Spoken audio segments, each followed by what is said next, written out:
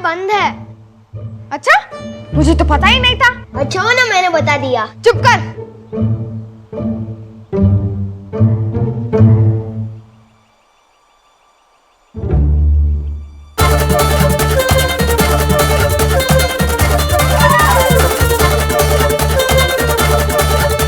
प्रयास करने का कोई लाभ नहीं।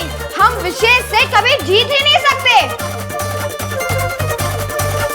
ये विशेष का घर है, इसीलिए हमसे ज्यादा अच्छी तरह विशेष इस घर को जानता है। हमें उससे हार मान लेनी चाहिए।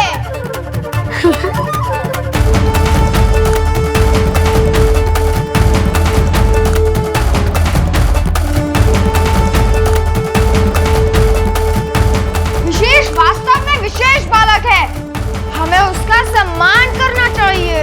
हाँ, सम्मान करना चाहिए। हाँ, सम्मान करना चाहिए। बल्कि हमें उसे विशेष नहीं, श्री विशेष राव जी कहकर बुलाना चाहिए। हाँ, बस ये एक बार द्वार खुल जाए विशेष राव जी के, तो मैं चरण पकड़ लूंगा।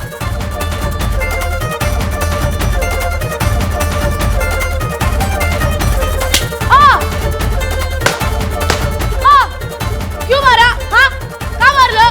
क्योंकि तूने उनके नाम के आगे श्री नहीं लगाया। बोल, मैं श्री विशेष राव जी के चरण पकड़ लूंगा। हाँ, मैं श्री विशेष राव जी के चरण पकड़ लूंगा। मैं तो उन्हें पुष्पमाला पहना कर कहूंगा कि आप महान हैं। मैं तो सोचता हूँ मैं तो उनके भजन गाने लगूंगा।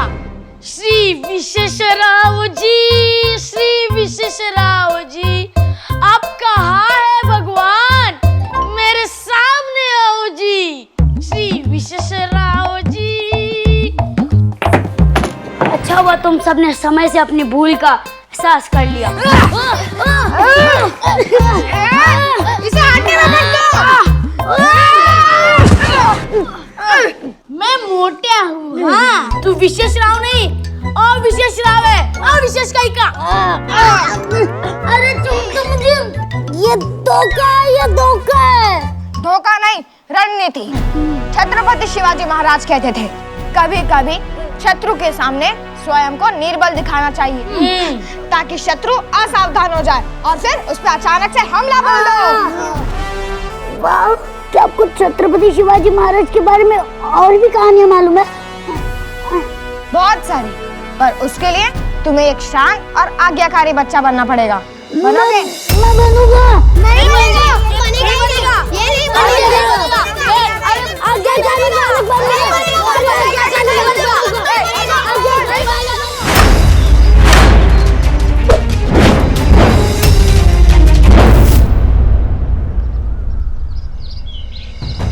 काय करता है राजे? आप छत्रपति शिवाजी महाराज के पोते हैं, जो आंखों पर पट्टी बांधकर 10-10 योद्धाओं को गिराते थे, और आप एक वार नहीं कर पा रहे। राजे, ध्यान केंद्रित कीजिए, आपको अधिक सतर्क होकर लड़ना होगा। युद्ध में ताकत, तेजी और बुद्धि तीनों का एक साथ प्रयोग होता है, और आप एक का भी नहीं कर पा रहे। न भुजाओं में ताकत है, न पैरों में तेजी है, और न वार करने की होशियारी है। राजे, तलवार सही से पकड़िए। अगर आपकी पकड़ कमजोर पड़ गई तो शत्रु आप पर हावी हो सकता है। चलिए। राजे, राजे, आप इस तरह से छोड़ नहीं सकते। पूरे मराठी साम्राज्य की नजरें आप पर है। आपको सबका नेतृत्व करना है।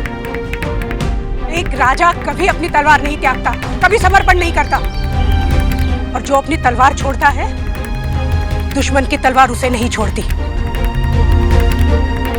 उछला तलवार, उठाइए तलवार, चलिए राजे। रानी साहब,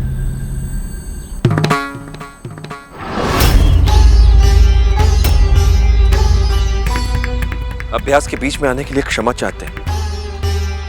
गुड़ी पाड़वा के निमंत्रण भेजने के लिए सरदारों की सूची लाएं।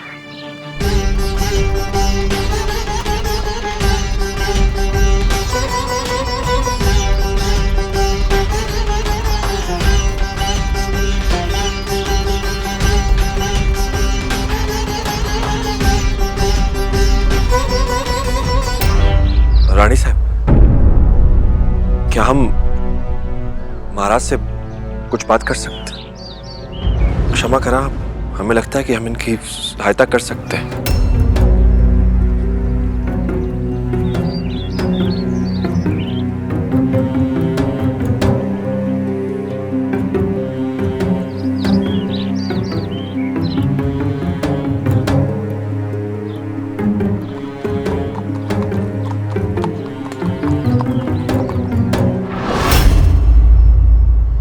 खुदा कसम, आज से पहले इतनी बेइज्जती कभी नहीं हुई थी।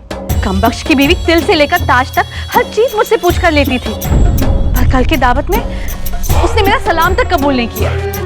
जैसे मैं बादशाह सलामत के सबसे खास वजीर की नहीं, किसी चौकीदार की बेगम हूँ। जब सियासत तराशती है तो पत्थर भी हीरा बन जाता है। बहुत खूब, शुक्रिया हुजूर। आप मेरी बात सुन भी रहे कि मकड़ी को देखे जा रहे हैं? आप मेरे शौहर हैं कि इस मकड़ी के?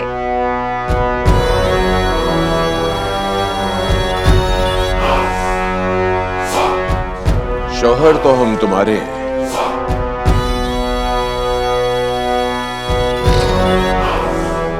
पर शागिर्द इस मकड़ी के। ये जाल बुनना हमने इस मकड़ी से ही सीखा है। कहीं का तार कहीं जोड़कर जाल बुना जाता है, पर जाल का हर सिरा बीच से जुड़ा होता है।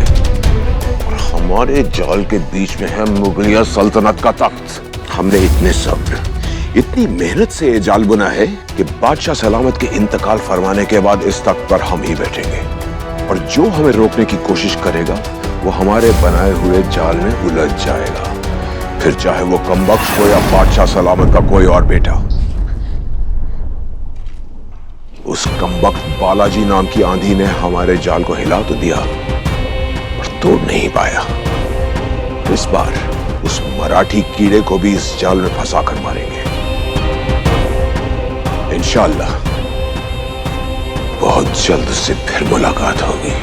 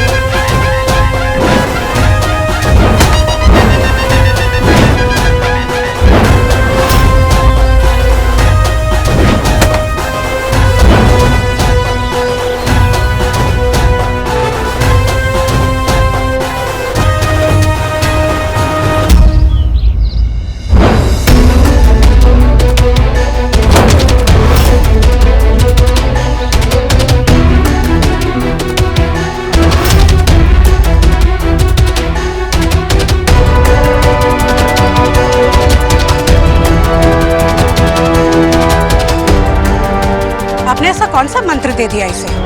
हम इतने समय में जो नहीं कर सके, आपने कुछ पलों में कर दिखाया।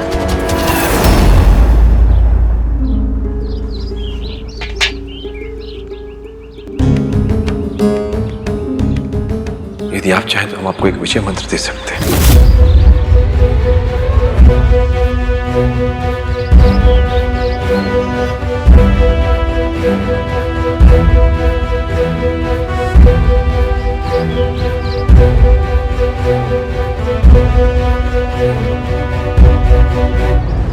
इससे आप किसी की बातें नहीं सुन पाएंगे, आपकी आंखें सिर्फ लक्ष्य पर होंगी। हमने बचपन में एक कथा सुनी थी रानी साहब। एक बार तालाब के सारे मेंढकों ने तय किया कि वो एक पेड़ पर चढ़ेंगे। सबसे पहले जिन मेंढकों ने प्रयास किया वो हार गए, पेड़ पर नहीं चढ़ पाए। बाकियों ने उनके मुंह से सुना कि यह कार्य असंभव है, तो उन्होंने प्रयास तक नहीं किया। पर एक मेंढक था जो प्रयास करता रहा, लगा रहा। सबने उससे कहा कि यह कार्य असंभव है, पर उसने प्रयास बंद नहीं किए।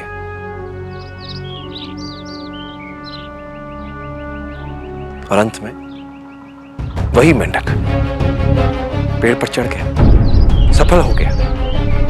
वो मेंढक बहरा था, इसलिए उसने सुना ही नहीं कि यह कार्य असंभव है। रानी साहब, शब्द तीर से गहरे चुभते हैं। रानी महाराज तीर पर तीर खाए जा रहे थे तो हारे जा रहे थे। हमने इन्हें कवच पहना दिया, रानी ये सफल हो गए। ठीक है, आप गुड़ी पाड़वा के आयोजन की व्यवस्था कर रहे हैं।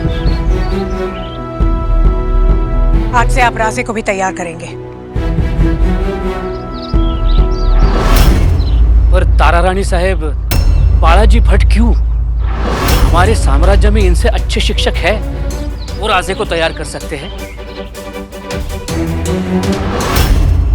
इस वक्त हमें शिक्षक की नहीं, चमत्कार की जरूरत है पंत प्रतिनिधि जी।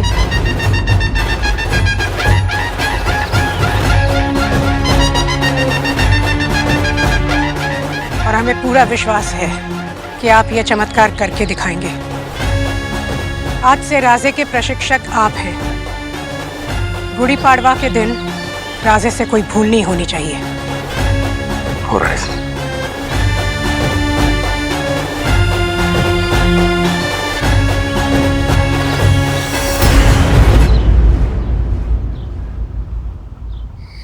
छत्रपति शिवाजी महाराज और उनकी सेना छापामार युद्ध में निपुण थे और बिल्कुल विशेष की तरह पता नहीं कब कहां से धावा बोल देते थे, किसी को पता ही नहीं चलता था। और फिर उन मुगलों ने अपने सर्वश्रेष्ठ योद्धा अफजल खान को शांति संदेश लेकर भेजा।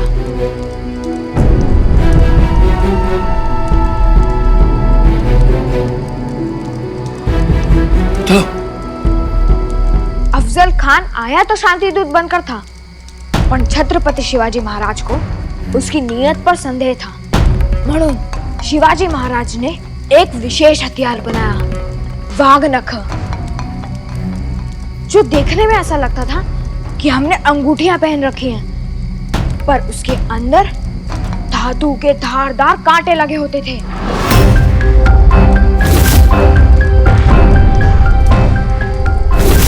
और शिवाजी महाराज का संदेश सच निकला, क्योंकि वो जैसे ही अफजल खान से मिले, वो लंबे चौड़े अफजल खान उनसे गले मिलने के बहाने उनकी गर्दन तोड़ने का प्रयास किया। और तभी शिवाजी महाराज ने उसके पेट पर वाघनख से प्रहार किया।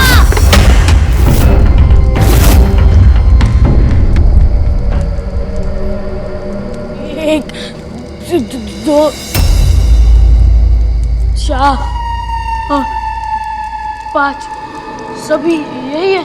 तो अंदर कौन है? विशेष कौन है? कौन है बोलना।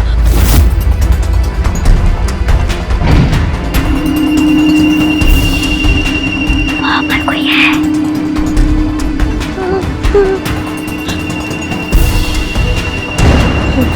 तुम सब डरो मत, बाजी है ना। तू बाऊ, ये मेरा घर है, यहाँ पर मुझे कोई नहीं हरा सकता। हाँ, कोई नहीं हरा सकता। विशेष सही कह रहा है, कोई भी चोर विशेष की तरह इस घर को अच्छी तरह से नहीं जानता। धन्यवाद।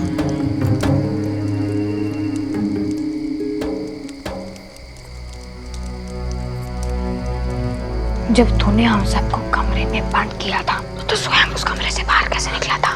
उस कमरे में एक छोटा सा द्वार है, जिसे मैं गुप्त द्वार कहता हूँ। उसमें से सिर्फ छोटे बच्चे ही जा सकते हैं। अक्सर बाबा की पिटाई से बचने के लिए मैं वहाँ से भाग जाता हूँ। तो हम भी वहीं से हमला बोलेंगे और इन लुटेरों को घर से भगा देंगे। बादशाह सलामत। ये सभी मराठी हमारे वफादार हैं और ये तीनों ऐसी खूबसूरत बेटियों के बाप हैं जो शाहू जी की बेगम बनने लायक हैं। जनाब, मेरे लिए बड़े गर्व की बात होगी यदि मेरी बेटी का विवाह शाहू जी से हो जाए। मेरी बेटी सुंदर है, सुशील है, सयानी है, शाहू जी की हर जरूरत को पूरा करेगी और कभी भी शिकायत का मौका नहीं देगी।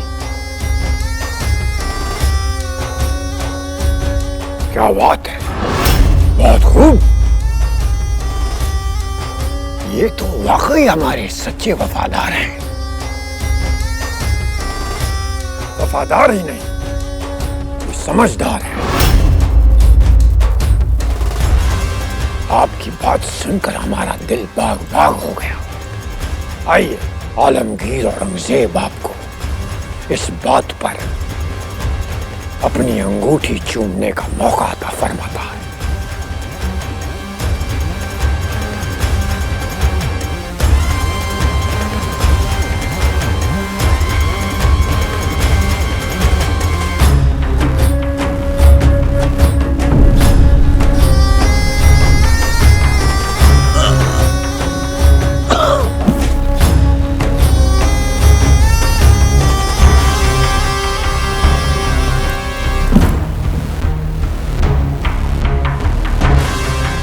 शिकायत का मौका।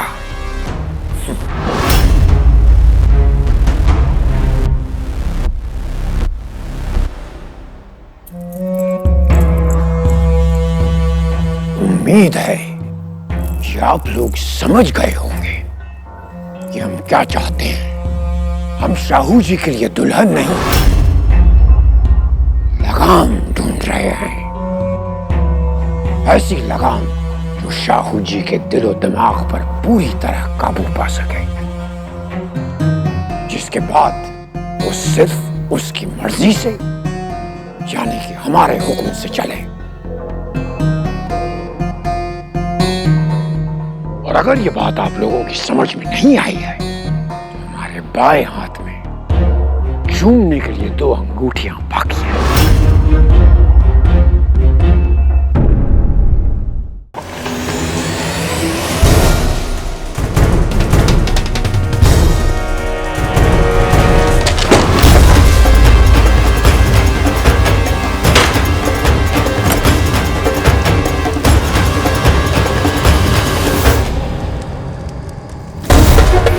यहाँ तो कुछ मिल ही नहीं रहा।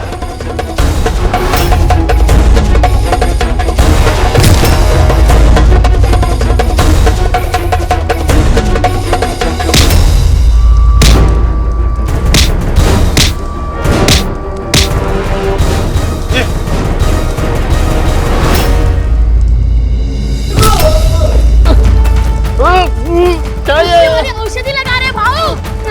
क्यों लगा रहे हो? छोड़ो छोड़ो।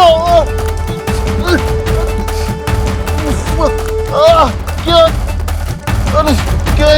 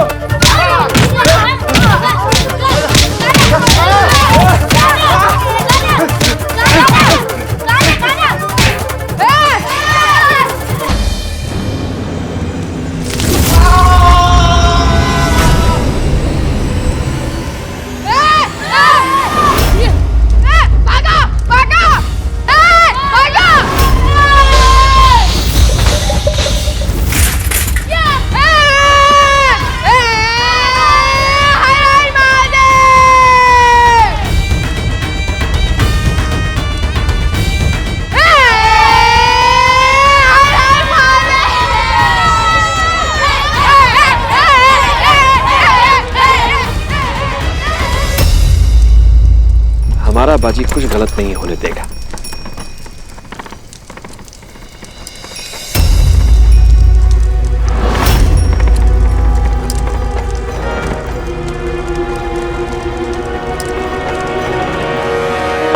तुम्हें मेरी आई से मिलना चाहिए था, वो एकदम जीजा माता जैसी लगती हैं। क्या है? बातें अब तक समाप्त नहीं हुई। बाबा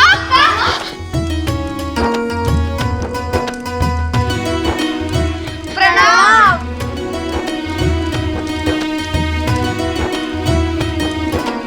विशेष ने परेशान तो नहीं किया? क्या हुआ?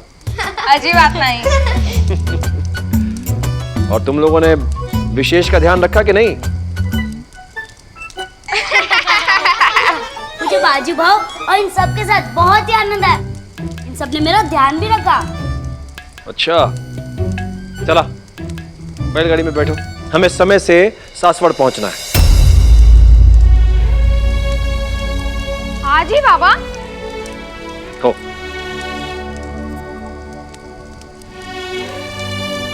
प्रणाम बाजी भाव, जल्दी मिलेंगे।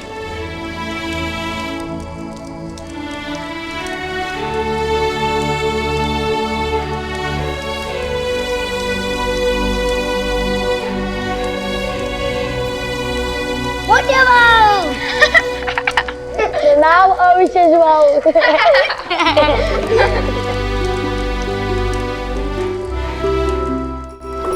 सच बताओ भाई, विशेष के साथ तुम्हारा अनुभव कैसा रहा? वो बाबा हम जानते हैं कि विशेष बहुत शैतान है। बाबा आपको पता है उसे संभालना बहुत ही कठिन था। हाँ। पहले तो हमारे समझ में ही नहीं आ रहा था कि हम उसे कैसे पकड़े। हम जैसे उसे पकड़ने जाते थे वो हमसे दूर भाग जाता था।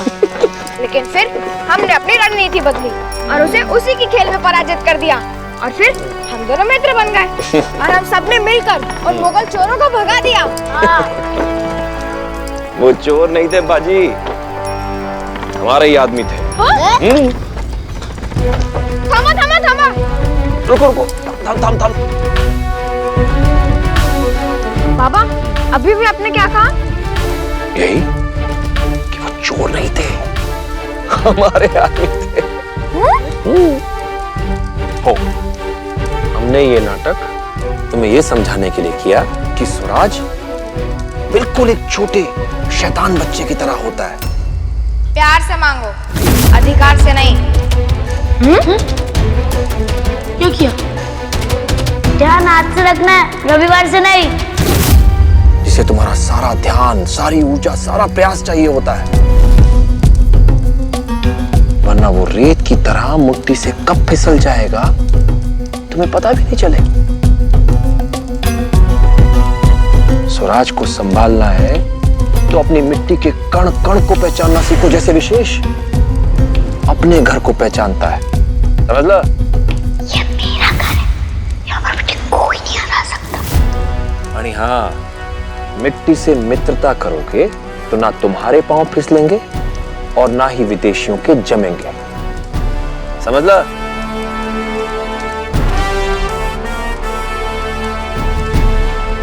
आणि लक्षात ठेव बाजी, स्वराज की भावना तब पैदा होगी जब तुम ये सोचना बंद करोगे कि देश ने तुम्हारे लिए क्या किया, आणि ये सोचना आरंभ करोगे कि तुमने देश के लिए क्या किया।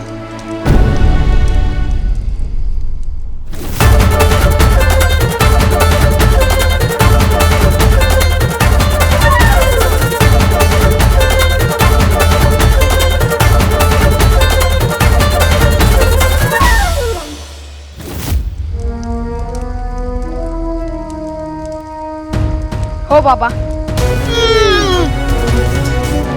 इस यात्रा ने मुझे मेरे लक्ष्य तक जाने के लिए एक दिशा दी है और अब मैं स्वराज्य के लिए अपने राज को पूरी तरह से जानने की कोशिश करूंगा।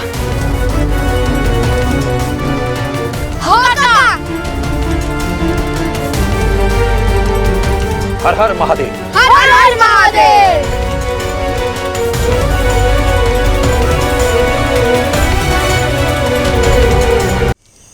जब से तारा रानी साहब ने आपको महाराज शिवाराजी को तैयार करने का दायित्व दिया है, आप बड़े प्रसन्न लग रहे हैं। हमने दायित्व नहीं लिया, बीड़ा उठाया। अच्छा, और दोनों में अंतर क्या हुआ?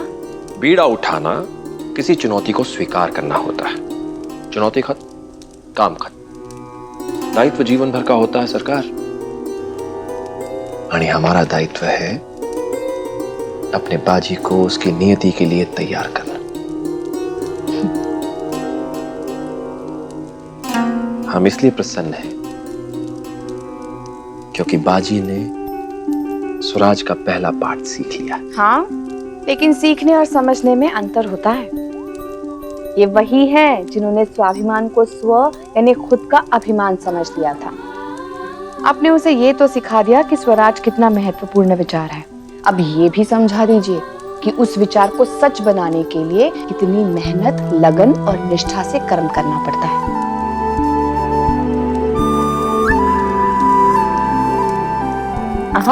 एक काम हमने कर दिया,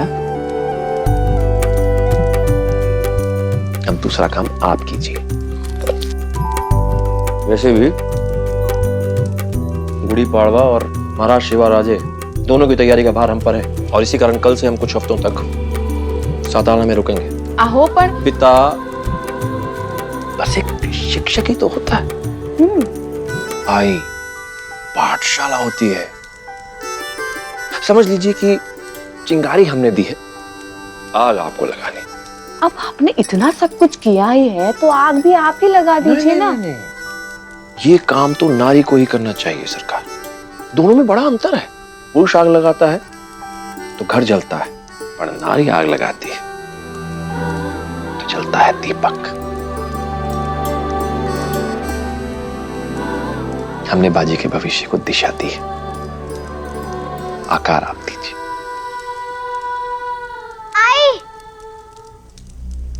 आई बाबा, मेरे भविष्य के बारे में भी कुछ सोचिए और उसे डकार दीजिए।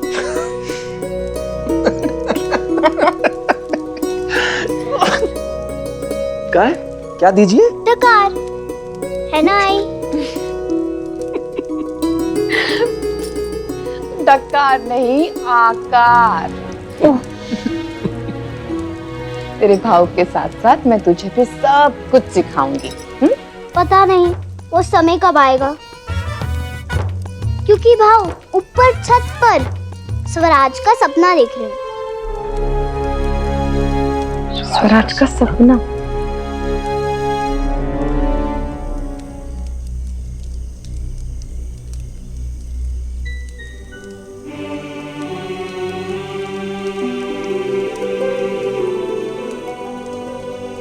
जब स्वराज आएगा तो हमें आम नहीं चुराने पड़ेंगे। गोविंद सेठ स्वयं हमें अपनी गोद में बिठाकर हमें आम खिलाएंगे। सच? हाँ, क्योंकि हमारे स्वराज में सब बराबर होंगे। ना कोई बड़ा होगा ना कोई छोटा। अभी मैं कक्षा में सबसे छोटा हूँ। स्वराज आने पर क्या मैं भी सबके जितना लंबा हो जाऊंगा? ईशु, स्वराज आएगा तब देख लेंगे। अच्छा, हमारे लिए स्वराज आएगा तो क्या पशुओं के लिए भी स्वराज आएगा? ईशु, सपने में बुद्धि नहीं लगाते रे। नहीं गोटिया, ईशु सही कह रहा है। पशुओं का भी स्वराज आना चाहिए। क्या रे बाजी, पशुओं को तो रस्सी से ही बांधना होता है ना। मेरे बाबा कहते हैं पशु प्रेम से बनता है। जैसे मल्लारी मेरे साथ अपने मर्जी से आया है, बिल्कुल उसी तरह हर एक पशु को भी ऐसा मौका मिलना चाहिए। मौका मिलता नहीं है बाजी, मौका ढूंढा जाता है। बाबा, काका, काका,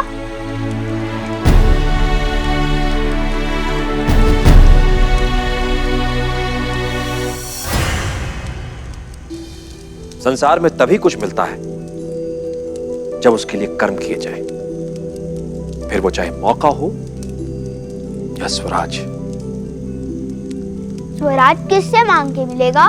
मांग कर तो भीख मिलती है ईशु, पर ये अधिकार आगे बढ़कर छीनना पड़ता है।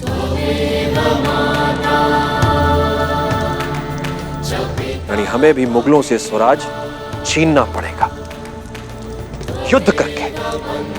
पर युद्ध तो बुरा काम होता है ना काका? नहीं, कोई भी कर्म अच्छा या बुरा नहीं होता। उसके पीछे छिपी हुई भावना उसे अच्छा या बुरा बनाती है। चलो सांगा, तुम्हारे घर में एक डाकू तलवार लेकर हमला कर देता है और तभी एक सैनिक तलवार लेकर आता है और उसे हराकर तुम्हारे प्राण बचा लेता है। किसका कर्म अच्छा हुआ? सैनिक का। पर कर्म तो दोनों ने एक ही किया।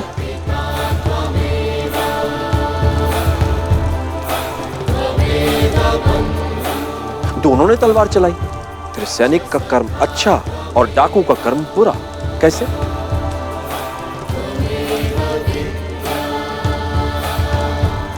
उसके पीछे छिपी हुई भावना के कारण।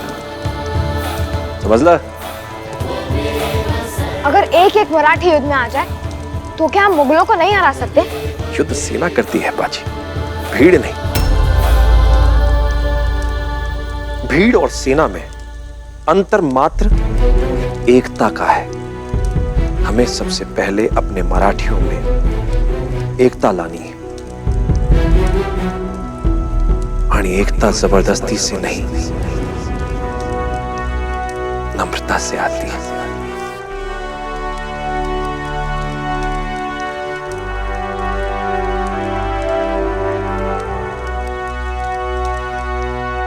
कर्मण्यैवाधिकारस्ते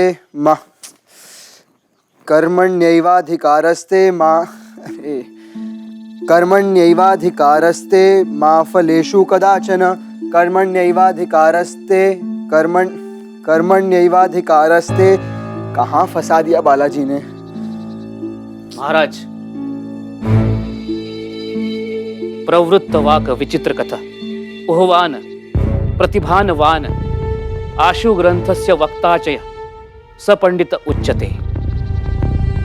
महाराज, तालाब में चाहे घुटने तक का ही जल क्यों ना हो, पर यदि लहरें ऊंची उठ रही हैं तो लोग उस तालाब को गहरा मानते हैं। मतलब महाराज, ये संसार दिखावे पे चलता है। वो उसको ज्ञानी नहीं मानता जिसके पास ज्ञान है, वो उसको ज्ञानी मानता है जो ज्ञान दिखाता है। ये विदुर नीति है। विदुर नीति के अनुसार जो व्यक्ति बोलने की कला में निपुण है, जिसकी वाणी लोगों को आकर्षित करती है, जो किसी भी ग्रंथ के मूल बातों को शीघ्र ग्रहण कर लेता है, जो तर्क वितर्क की कला में निपुण है, वही ज्ञानी है। बालाजी ने आपको जो मार्ग बताया वो बहुत लंबा है महाराज। ज्ञान की गहराई में जाने के लिए बहुत समय लगता है। आप वो छोड़ दीजिए, आप अभी लहरें उठाने का प्रबंध कीजिए। ये छोटी सी विदुर नीति याद करके सभी सरदारों के सामने प्रभावशाली ढंग से सुनाइए। वो स्वयं आपको अपना नेता मान लेंगे। पंत प्रतिनिधि, हम आपके विचारों से प्रभावित हुए।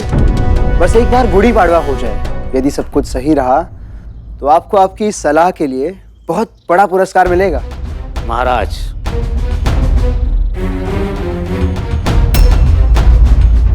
नहीं नहीं, हमें प्रस्ताव मंजूर नहीं है। पर क्यों? ये प्रस्ताव बड़े मराठा सरदारों की तरफ से आया है। हो सकता है ये प्रस्ताव ही इस जाल से निकलने का रास्ता हो। जाल से निकलने का रास्ता नहीं आए साहिब, और बड़े जाल में फंसाने का चारा है ये विवाह प्रस्ताव नहीं, ये हमें एक ऐसी बेड़ी में बांधने की साजिश है जिसे हम चाह के भी 7 जन्म तक अपना पीछा नहीं छुड़ा पाएंगे। आप भी औरंगजेब की तरह अपनों पे ही संदेह कर रहे हैं शाहू जी, पर अपनी संस्कृति अलग है। हमारे यहाँ जब सिंहासन बीच में आता है तो भाई भाई की जान नहीं लेता, वनवास लेता है। आई साहिब, अगर ये सच में मराठी सरदार का प्रस्ताव होता तो हमारे लिए ये रत्न जड़ित आभूषण नहीं हमारी जन्मभूमि की मिट्टी होती, ये रेशमी वस्त्र नहीं स्वराज का ध्वज होता। अरे कोई तो संकेत होता जिससे ये पता चले कि ये विवाह प्रस्ताव हमारी स्वतंत्रता का संदेश है। और ऐसा नहीं है, क्योंकि ये प्रस्ताव भी औरंगजेब की ही चाल है। आई साहब, जब शेर बूढ़ा हो जाता है तो भेड़िए उसके लिए शिकार करने लगते हैं। औरंगजेब भी बूढ़ा हो चुका है। उसे पता है कि अब उसका खून सिंहासन को संभालने के काबिल नहीं रहा, इसीलिए कुछ देशद्रोही मराठियों को पाल लिया है उसने। पर हम उसकी ये चाल सफल नहीं होने देंगे। हमें अपनी मिट्टी पर पूरा विश्वास है। इसने कोई तो ऐसा बेटा पैदा जरूर किया होगा जो हमें इस कैद से मुक्त करेगा। तुम सब सोच रहे होंगे कि आज ऐसी क्या बात है कि मैंने तुम सबको यहाँ पे बुला लिया। वो विशेष बात यह है कि मैं आप सबके लिए एक नारा लेकर आया हूँ। जो अकेले वो हार थे, सहते हैं छड़ बहुत, जीतने का मंत्र है एकता में बल बहुत। अगर हमें जीवन में कुछ करना है तो हमें एक होना पड़ेगा। ये क्या कह रहा है बाजी? हम कैसे एक हो सकते हैं? तू अलग, मैं अलग। काय मंडली? हाँ, सब अलग। पापा ने कहा है एकता विनम्रता से आती है, वरना एक कान के नीचे लगा के इसे सब कुछ समझा देता। बालू, हम सबको एक होना पड़ेगा ताकि हम मुगलों के विरुद्ध खड़े रह सके। मैं मुगलों के विरुद्ध अधिक देर तक खड़ा नहीं रह पाऊंगा। अधिक देर तक खड़े रहने पर मेरे पाँव दुख जाते हैं।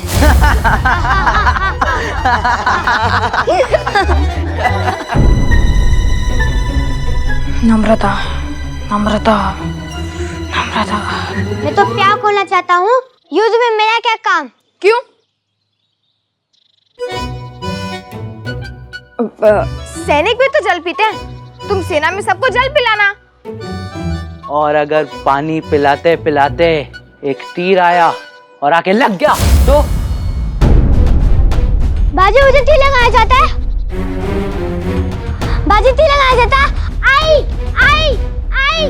बाजी, मुझे तीर लगाया जाता है। अरे कहाँ भाग रहा है?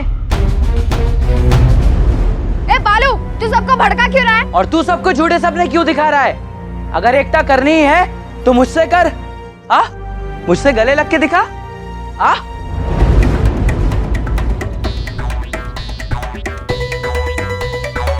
ठीक है, आ गले लग जा। एकता गले लगने से नहीं आएगी, मन में जो बैर है उसको मिटाने से आएगी। समझ लगा? अच्छा, तो तू बता वो कैसे मिटेगा? उसके लिए तुझे मुझसे 3 बार कहना होगा। माफ कर दो सरकार, दुहाई हो हुजूर। ठीक है, माफ कर दो हुजूर। खजूर, बाजी, तुझे एकता लाने के लिए इस चालू बालू के सामने झुकने की कोई आवश्यकता नहीं है। मैं एकता को लेकर आया हूँ। ये ना का एकता।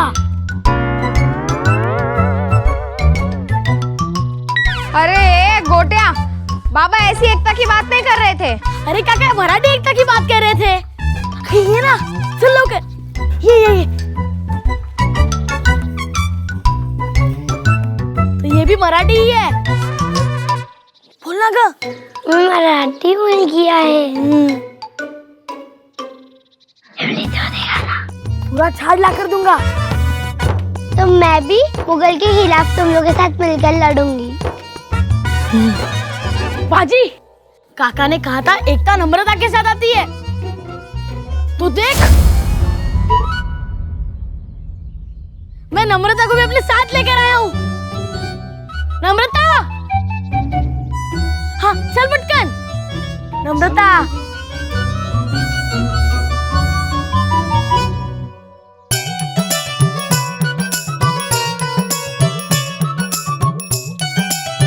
एकता, नम्रता, एकता, नम्रता। मिलेगी ना? अरे हाँ ना, दे दूंगा।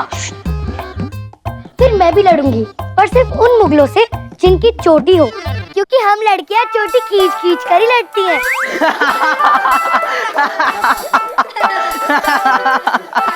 मुझे बड़ी हंसी आ रही है। हाँ?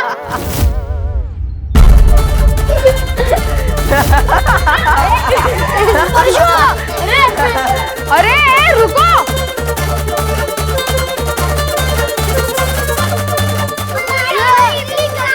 अरे मेरी आई, तुम्हारे हाथ जोड़ लो, इडली दे दूंगा।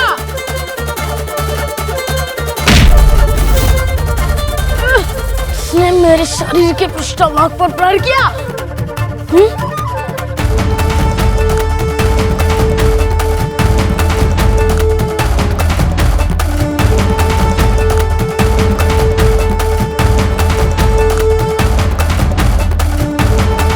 अरे रुको, गोटिया, ईशो परशो, अरे कोई तो सुनो, इनमें एकता कैसे आएगी?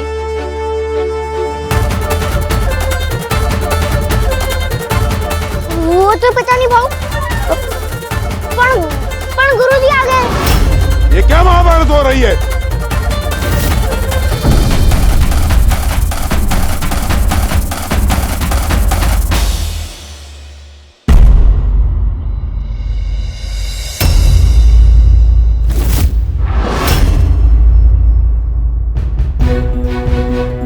रुकिए। बादशाह सलामत से कहिए कि शाहू जी उनसे मिलना चाहते हैं। बादशाह सलामत अभी मसरूफ हैं। जब वो जनाब कमरुद्दीन साहब से नहीं मिले तो आपसे क्या मिलेंगे? ठीक है, तो हम उनकी यहीं प्रतीक्षा करेंगे।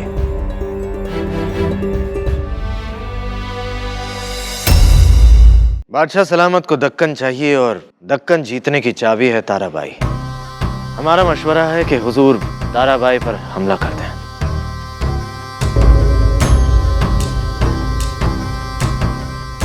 हुजूर खामोश है।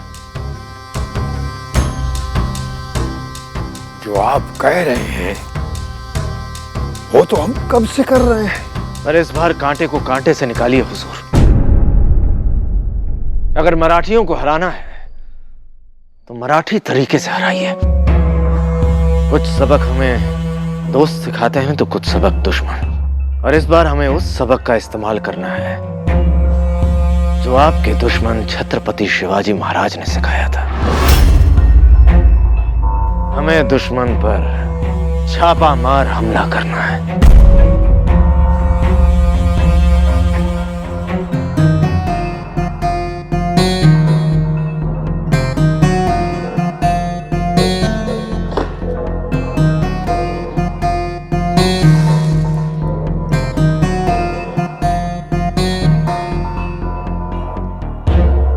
हर गुदी पाड़वा को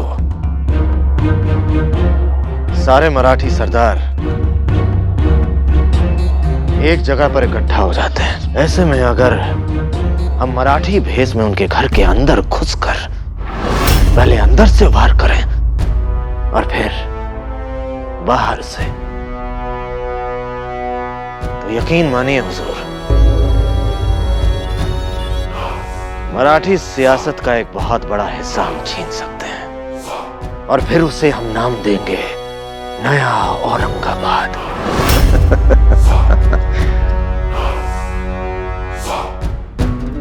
और फिर मराठियों का ख्वाब देखते ही देखते राख हो जाएगा।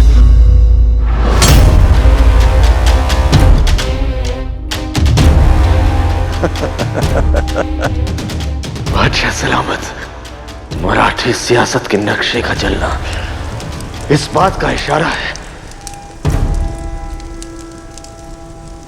कि ऊपर वाले की भी यही मर्जी है। अरे क्या कहाँ जा रहे हैं?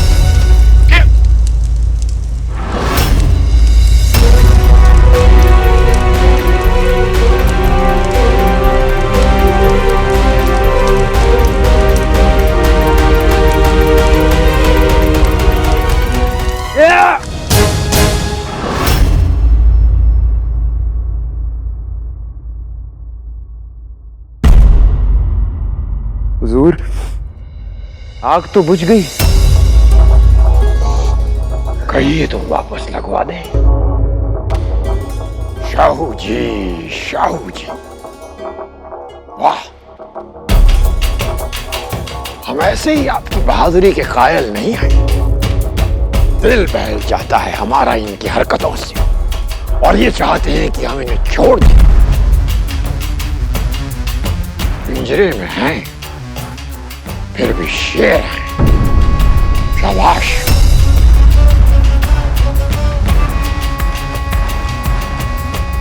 ख्याल रहे,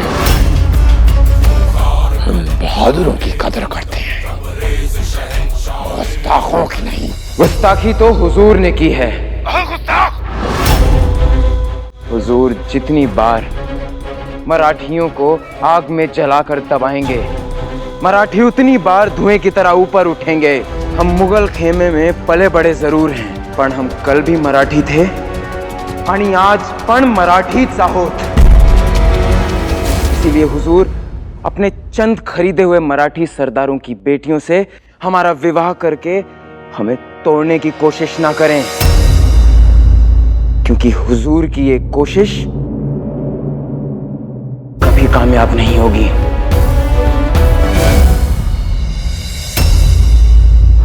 बादशाह सलामत, आपने हमें उस गुस्ताख का सर कलम करने से रोक क्यों दिया? बिसात से तो एक न एक दिन मोहरे को हटाना ही है, पर खिलाड़ी वो है जो चाल मुकम्मल होने तक मोहरे को इस बिसात पर रखे। लेकिन हुजूर, वो मोहरा तो अपनी मनमानी कर रहा था। कमबख्श, जब हम खेलते हैं तो हर मोहरा हमारी ही सिखाई हुई चाल चलता है। हम जानते हैं कि शाहू जी को वफादार किस तरह बनाना। हमारी साहिबजादी ज़ीनत-उन-निसा को इत्तला कर दी जाए कि अब्बा हुजूर उनसे मुलाकात करना चाहते हैं।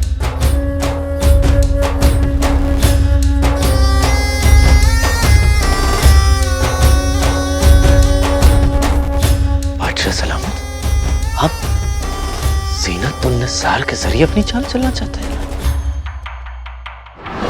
गुरुजी! चुप बैठो।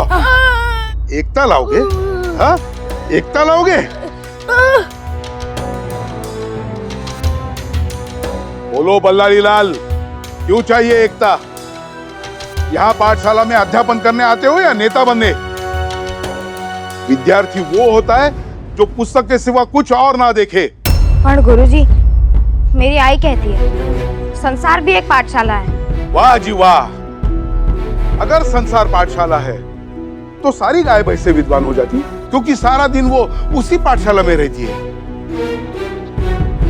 ये नए नए राग आलापना बंद करो और बताओ, तुम्हें एकता क्यों चाहिए? स्वराज के लिए। मेरे बाबा कहते हैं अध्ययन आवश्यक है, पर जीवन में लक्ष्य रखना अनिवार्य है, और स्वराज मेरा लक्ष्य है। वाह, कितने उच्च विचार है तुम्हारे। हाँ? तो आप स्वराज लाएंगे महाराज? तुम लाओगे स्वराज? जो काम बड़े बड़े मराठी सेनानी नहीं कर पाए वो तुम करोगे? तुम कोई छत्रपति शिवाजी महाराज के वंशज हो? वंश रक्त से नहीं बनता, भावना से बनता है, और भावना से हर मराठी को छत्रपति शिवाजी महाराज का वंशज होना चाहिए। और इसीलिए हर मराठी को छत्रपति शिवाजी महाराज के सपने को अपना सपना मानकर उसे साकार करने की कोशिश में लगना चाहिए। हर बड़ा सेनानी ऐसे ही शुरू करता है।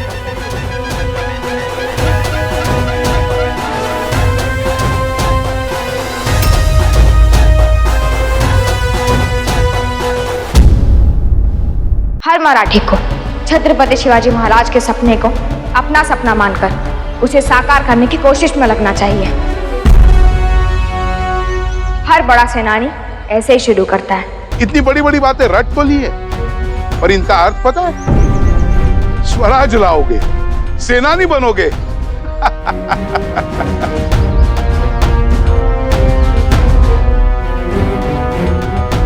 गुरुजी, हो सकता है मेरा तरीका गलत हो, पर मेरा मार्ग बिल्कुल सही है। और इसी मार्ग पर चलकर मैं एक बड़ा सेनानी बनूंगा और स्वराज लाऊंगा।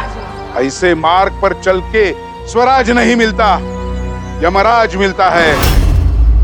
एक गुरु नाराज मिलता है।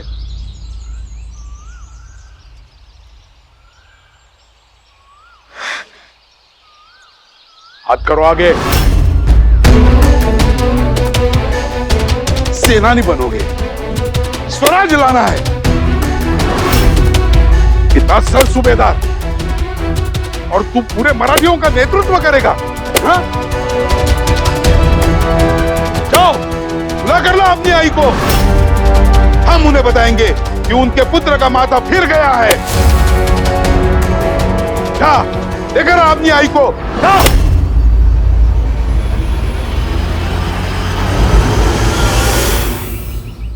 दंड दो इसे।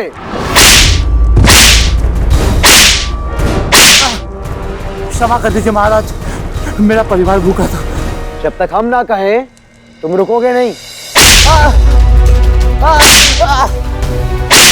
क्षमा कर दो महाराज, क्षमा कर दो।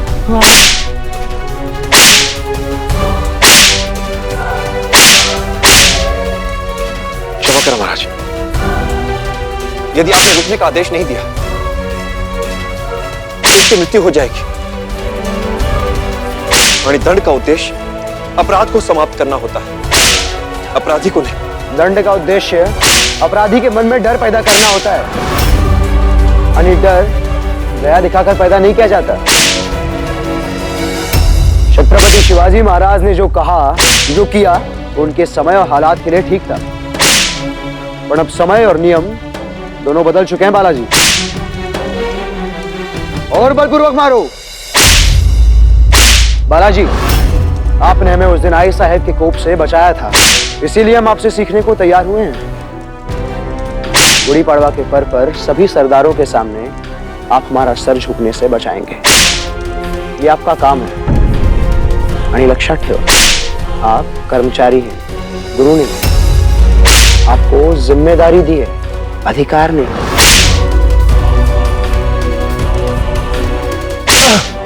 क्षमा कर दीजिए महाराज। तुम्हें क्षमा चाहिए तो क्षमा कर देते हैं, पर जितना धन चुराया है उसका 2 गुना धन राजकोष में जमा करवाना पड़ेगा। नहीं करवा पाए तो मृत्यु दंड। धन होता तो चोरी क्यों करता महाराज? महाराज, इसकी ओर से राजकोष में धन हम जमा करवाएंगे, इसे क्षमा कर दीजिए। ठीक है सैनिक, छोड़ दो इसे और बालाजी विश्वनाथ भट्ट से 2 गुना धन वसूल कर लो।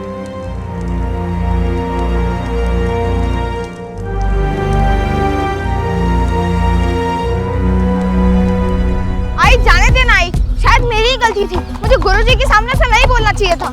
आई तू तो बोलकर चली जाएगी, पर मुझे तो उसी पाठशाला में पढ़ना पड़ेगा ना। और फिर अगर गुरुजी मुझसे चिढ़ गए तो मेरा जीना कठिन कर देंगे। तूने कुछ गलत किया है? किया है कुछ गलत? भाई साहब, आपको लगता है ये स्वराज लाने का सॉन्ग, ये एकता के नाम पर जमावड़ा करना, ये सब सही है? बताइए इसमें क्या सही है? और आप मुझे बताइए इसमें गलत क्या है? ये बालक अपनी शिक्षा, अपना अध्ययन छोड़कर स्वराज लाने की बात कर रहा है और आपको उसमें कुछ अनुचित नहीं लगता?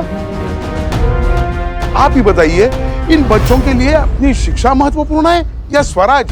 शिक्षा या संस्कार यदि स्वराज ना ला पाए तो किस काम के गुरुजी? शिक्षा का उद्देश्य होता है स्वदेश के लिए आदर्श नागरिक तैयार करना, पोथियां रटने वाले तोते नहीं। भाई साहब, आप स्वयं इन्हें बढ़ावा दे रही है। जरा बखा त्यांच्याकडे। ये तो बच्चे हैं, ये स्वराज के सेनानी नहीं। छोटे से बीज में ही बरगद छुपा होता है गुरुजी। इन बच्चों में वही सेनानी छुपे हुए हैं जो कल स्वराज लाएंगे। वाह भाई साहब, यदि आपके यही विचार रहे तो ये बाजी ऐसे ही उपद्रव देता रहेगा। पहले ही इसने जीवन कठिन बना रखा है। कहता है स्वराज लाएगा, नेता बनना है इसे। नेता वो होता है जो जो सबसे आगे चले, वो नहीं जो पूरे कक्षा में सबसे पीछे रहे। जिसे स्वयं पता नहीं जीवन में कहां जाना है, वो दूसरों को क्या दिशा दिखाएगा। इसका भाग्य है कि ये मेरी पाठशाला में पढ़ रहा है। मेरे जैसा गुरु पूरे क्षेत्र में नहीं मिलेगा। इसे कहिए मेरी बात सुने, नहीं तो मुझे इसे शाला से निकालना पड़ेगा।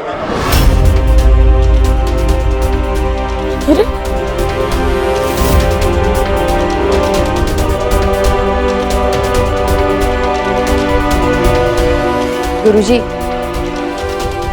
शिक्षा सपने देखना सिखाती है, उस सपने को सच करना सिखाती है। लेकिन आपकी शिक्षा तो बाजी का सपना उससे छीन रही है। और मेरे बाजी की आंखों में जो स्वराज का सपना है, वो मैं किसी को छीनने नहीं दूंगी।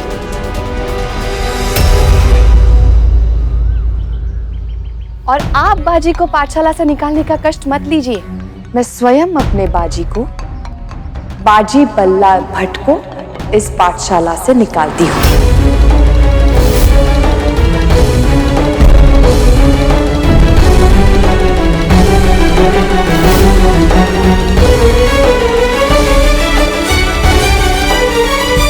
तूने एकदम अच्छा किया आई। गुरुजी तो मुझसे छोटी छोटी बातों पर चिढ़ जाते थे और मुझे कक्षा के बाहर खड़ा कर देते थे। पर आई, अब मैं स्वराज के लिए अध्ययन कैसे करूंगा? ले जाइए। कहता है स्वराज जलाएगा, छत्रपति शिवाजी महाराज जैसा बनेगा।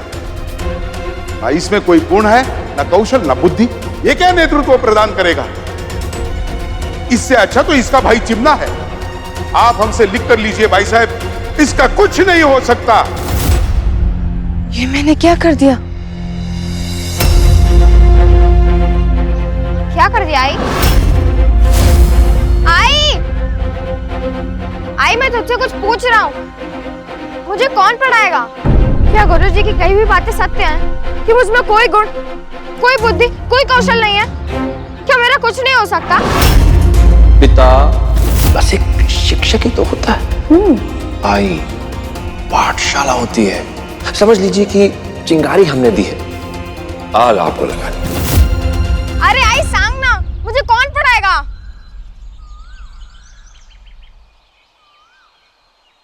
मैं। आज से मैं तुझे पढ़ाऊंगी।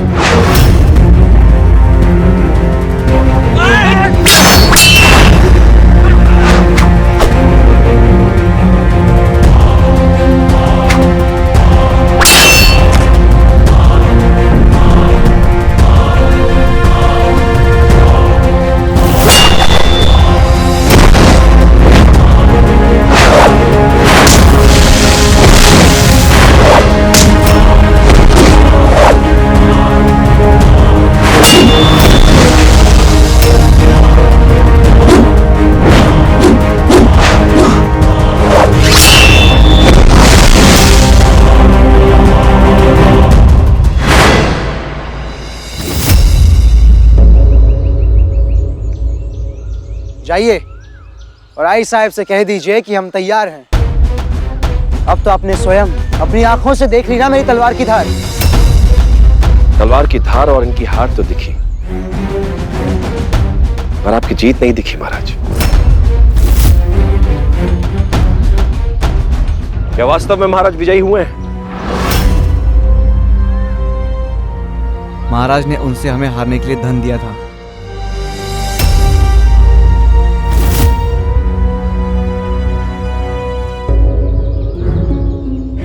जाइए यहां से, और ध्यान रहे ये बात किसी को पता नहीं चलनी चाहिए। जी।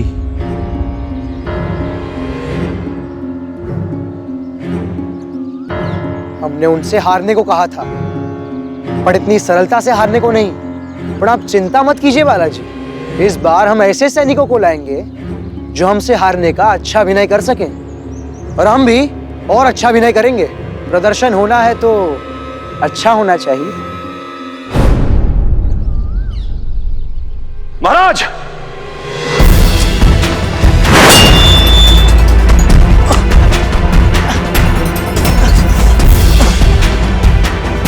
किसी सरदार ने चुनौती दी और आपका ये प्रदर्शन प्रतियोगिता में बदल गया तो हम अपने सर्वश्रेष्ठ योद्धा से कहेंगे कि वो उस चुनौती का सामना करे। स्वयं सैनिक लड़ा करते हैं बालाजी, राजा नहीं। बचिए महाराज, पर हर राजा को सैनिक होना ही चाहिए। महाराज,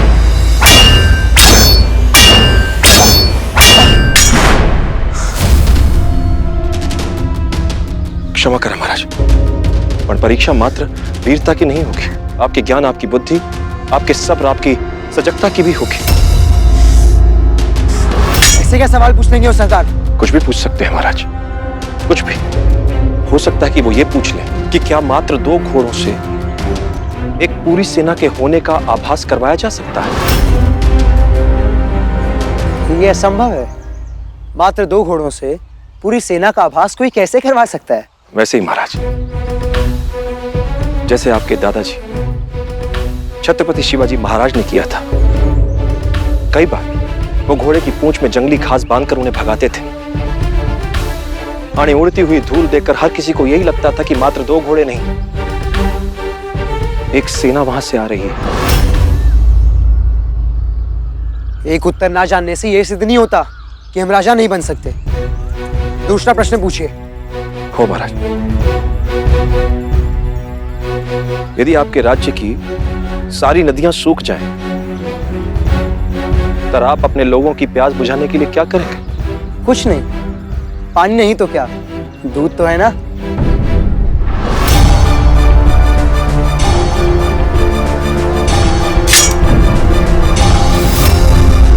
दूध तो पशु देते हैं महाराज,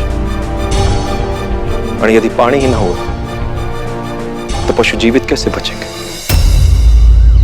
क्षमा करें महाराज, आप अपनी प्रजा की समस्याओं से उतने ही दूर हैं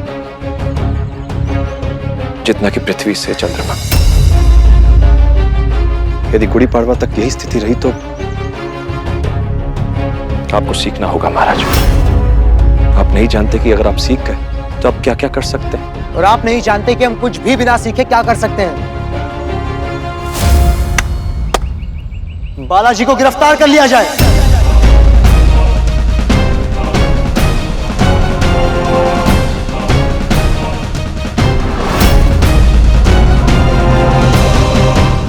हमारे आदेश का पालन हो। गिरफ्तार किया जाए।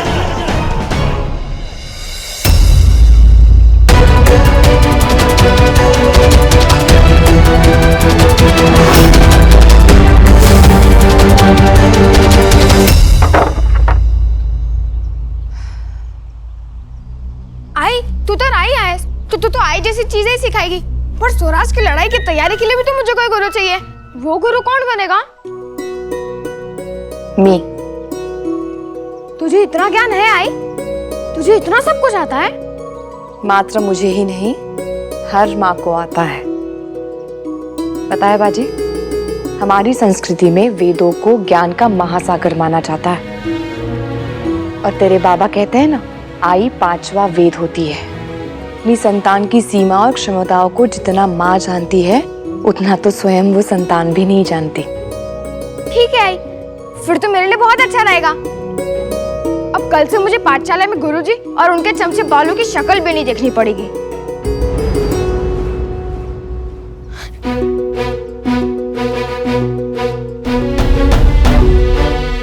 हे क्या आई, ये मेरी पुस्तकें हैं। मेरे लिए पाठ तैयार करने में तुझे इन सब की आवश्यकता पड़ेगी। धन्यवाद आई।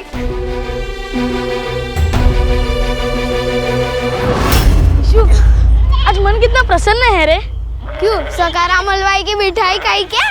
नहीं रे, मन प्रसन्न है इसलिए क्योंकि बाजी कितना अपना भाग्यशाली है, उसे राधा काकू जैसी आई मिली है तो उसे इस कारागार से छुड़ा ले गई। पर कभी कभी क्रोध भी आ रहा है। क्यों? तुझे नहीं निकाला इसीलिए? नहीं रे, इसलिए कि बाजी मुझे यहाँ अकेला छोड़ गया, मेरा हृदय तोड़ दिया। उसके ऊपर मैंने एक दुख भरी कविता भी की है। याद जब आया मुझे बाजी तब मेरी आंखें गीली हो गई।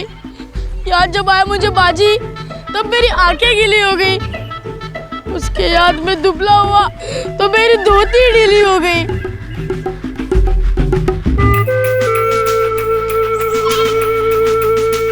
अब तुम लोग भी हमारे दल में शामिल हो जाओ।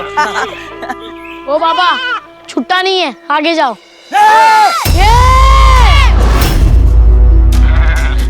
बाजी पाठशाला से गया है, गांव से नहीं। और तुझे भी पता है अगर तूने हमें तंग किया तो बाजी तेरे साथ क्या करेगा। ये सब क्या हो रहा है?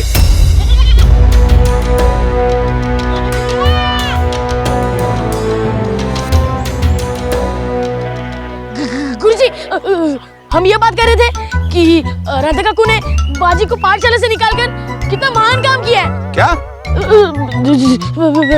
मेरा मतलब है माँ ने काम किया है, पाठशाला से निकालकर माँ ने काम किया है। तो तुम लोग भी क्यों नहीं चले जाते उसके साथ? अगर आई बाबा ही बच्चों को पढ़ा सकते तो हम जैसे महान शिक्षकों की आवश्यकता ही क्या थी? जब राधा काकू ये सब सीखकर अपना बाजी स्वराज लाएगा ना, तब पता चलेगा। चला रे, सब बाजी के पास चलते हैं। हो सकता है भगवान को हम पर भी दया आ जाए।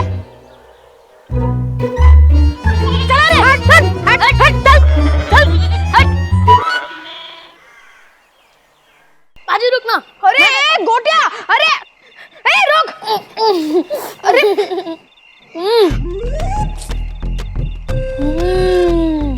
वाह। अरे बाजी, जब तू पाठशाला में जाता था तो गृह कार्य मिलता था तो तू घर पर आकर पूरा करता था। अब जब घर पर गृह कार्य देंगे तो तू कहाँ जाकर पूरा करेगा? अरे यही तो सबसे अच्छी बात है, अब मुझे गृह कार्य मिलेगा ही नहीं, घर पर पढ़ने का अलग ही आनंद होगा। राधा काकू को देखकर भगवान की बड़ी याद आती है। क्यों? मैं भगवान को याद कर उनसे बार बार पूछता हूँ, भगवान तूने मेरी आई को राधा काकू जैसे क्यों नहीं बनाया? बाजी, जब मेरे पेट में दर्द होता है तो मेरे आई से कहता हूँ, आई मेरे पेट में दुखता है, मैं आज पाठशाला नहीं जाऊंगा। मेरी आई मुझे इतना काम देती है कि पाठशाला ही अच्छी लगती है। घर में पढ़ने में कितनी शांति है। मैं पाठशाला की घंटी की प्रतीक्षा करो और अपने मर्जी के मालिक भी। जब चाहे खेलो, जब चाहे सो जाओ। बाजी, मन तो करता है काश हम सब भी पाठशाला छोड़कर राधा काकू के पास पढ़ने आ जाए। इतने कठोर गुरुजी तुझे पढ़ा नहीं पाए तो राधा काकू कैसे पढ़ाएगी? हाँ,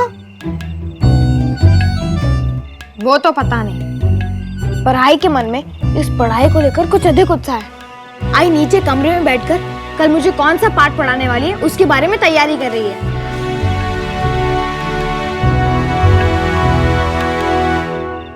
ओम गं गणपतये नमः। मन में एक बात है, आपको बताकर परेशान भी नहीं करना चाहती और बिना बताए रह भी नहीं सकती, इसीलिए दोनों काम एक साथ कर रही हूँ।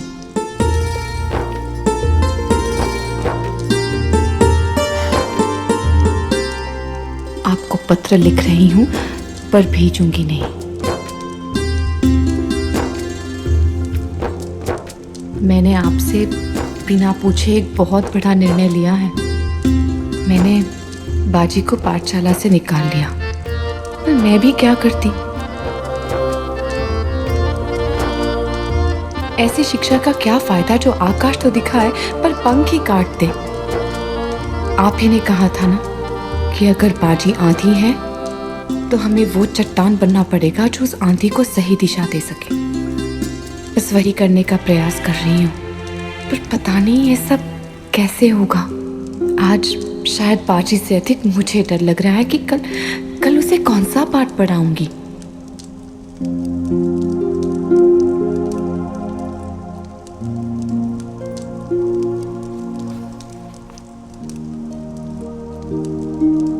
पापा, मैंने कह तो दिया, पर करूंगी कैसे?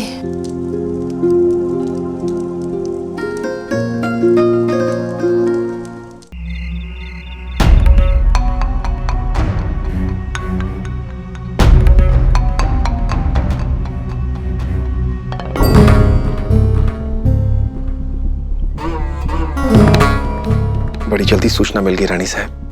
राजे ने जो आपके साथ किया है उसके लिए उन्हें दंड अवश्य मिलेगा। क्षमा कर रानी साहब, हमारी प्रार्थना है कि आप उन्हें कोई दंड नहीं देंगी। और फिर उन्हें समझ में कैसे आएगा तनक असर समझेल कि जो उन्होंने किया है वो गलत है। हमारा अनुभव कहता है कि इस अवस्था में दंड मिले तो युवक उद्दंड हो जाते हैं। महाराज को दंड नहीं, सीख मिलनी चाहिए रानी साहब। आणि आपने उन्हें हमारी निगरानी में दिया है, हम उन्हें अपने तरीके से संभालेंगे। पर हमारे पास अधिक समय नहीं है बालाजी। गुड़ी पाड़वा के त्योहार तक राजे के मन में इतना आत्मविश्वास जगना चाहिए कि वो सब सरदारों के सामने अपने आप को योग्य सिद्ध कर सके। मन में स्वयं को योग्य सिद्ध करने का आत्मविश्वास तब आएगा जब मन में स्वयं को योग्य सिद्ध करने की इच्छा हो। तो अब आप क्या करेंगे? नदी तो अपनी इच्छा से बहेगी। नदी को काटकर नहर बनाना हमारा काम है। हम उन्हें बिल्कुल वैसा बनाएंगे जैसा आप चाहती हैं रानी साहब। बस हमारी दो प्रार्थनाएं हैं, आप उन्हें कोई दंड नहीं देंगी। और दूसरी प्रार्थना? महाराज को तो हमने दंड से बचा लिया, और यदि महाराज हमें दंड दें तो आप हमें बचा लीजिएगा। थांबा, हमने अभी आपको जाने की अनुमति नहीं दी है। क्षमा चाहते हैं रानी साहब। किसी दिन हम आपके बच्चों से मिलना चाहेंगे। हम भी देखना चाहते हैं कि आपकी छत्र छाया में उन्हें कैसी शिक्षा मिल रही है। यदि आप हमारी पत्नी से मिलेंगी ना तो आप स्वयं समझ जाएंगी कि हमारे बच्चों को कैसी शिक्षा मिलती है।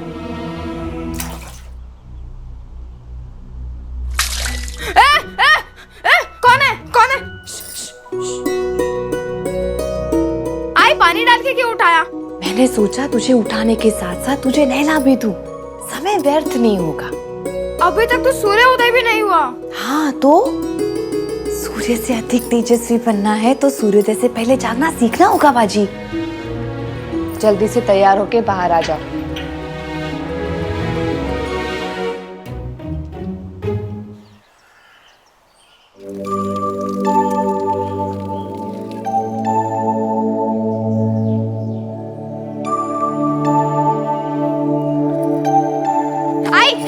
मैं तैयार आए। बता आज का पाठ क्या है, सांग ना। बाजी, अपने अंदर की कमियों को दूर करना है तो सबसे पहले उन कमियों को जानना बहुत आवश्यक है। तेरे गुरुजी बिल्कुल ठीक कहते हैं। तुझमें ना गुण है, ना कौशल, ना धैर्य, ना बुद्धि। तेरा पहला पाठ वहां से शुरू होगा। कहां से? जा वो पार्टी लेके आ।